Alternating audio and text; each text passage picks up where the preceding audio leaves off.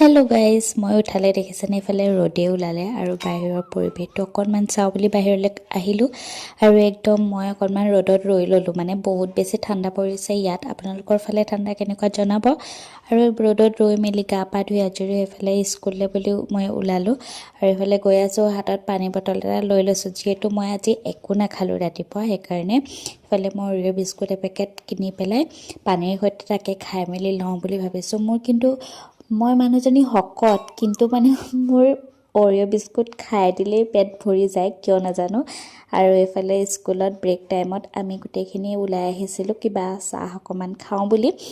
আৰু এইফালে যিহেতু আমাৰ কলেজত বহুত ধুনীয়াকৈ ৰ'দ পৰি থাকে আৰু ৰ'দত ৰৈ মেলি অলপ সময় আমি আড্ডাও মাৰিলোঁ বাৰু।